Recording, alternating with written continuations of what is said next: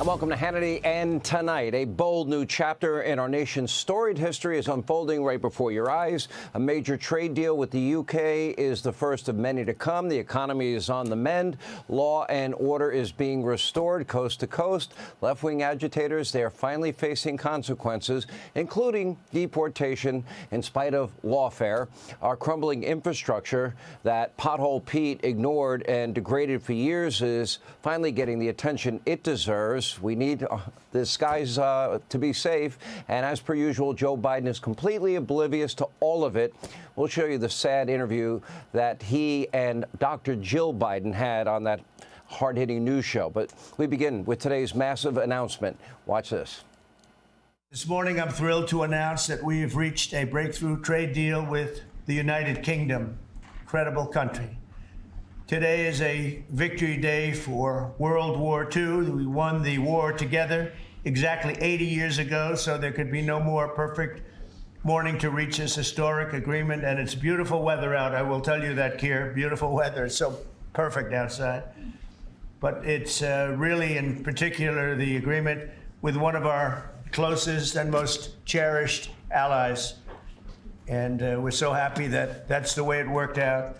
I want to thank Prime Minister Starmer and his very talented team for their outstanding work and partnership.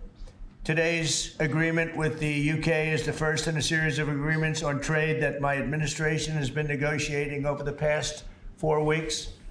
With this deal, the UK joins the United States in affirming that reciprocity and fairness is an essential and vital principle of international trade. Clearly, President Trump's manifest destiny, bold new trade deals with every country around the world, and today it started with our closest ally.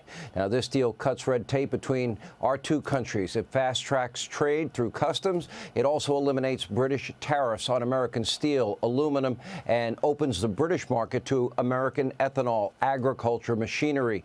In response, the Dow, S&P, NASDAQ all rallied today. The markets now have been up 13 out of the past 15 trading days. Funny how the mainstream media doesn't report that. Now, the highly respected Atlanta Fed raised its quarterly growth projections in just this week. It more than doubled to 2.3% from a week ago. Also, Goldman Sachs fears of recession are subsiding. Nonstop hand-wringing from the legacy media mob and Democrats was yet again totally unfounded and ridiculous. And keep in mind, this is only one deal. This is only the beginning. And remember, on Saturday, Scott Bessent will be meeting in Geneva with China representatives. According to my sources, there are, in fact, numerous major agreements in the pipeline. Treasury Secretary Bessent is saying deals with 18 countries, big countries, currently in the works. Now, analysts at Goldman Sachs are even predicting a looming deal with the People's Republic of China. Scott Bessent, Chinese representatives, they will have that meeting on Saturday. And just off the coast, Taiwan is not even waiting for a new deal. China Airlines just ordered 14 brand new Boeing 777 planes with options for many more. Here's my message to the Democratic Party, the legacy media mob. Nobody cares about your doom and gloom and your hope and prayer for American failure. The American people elected a disruptor to the White House, someone who was not afraid to shake things up, someone who wouldn't settle for the status quo, for the institutionalism that is rotting D.C., and that's exactly what the American people are getting. For 50 to 60 years, America has been ripped off and abused and taken advantage of, and Donald Trump has said, enough's enough.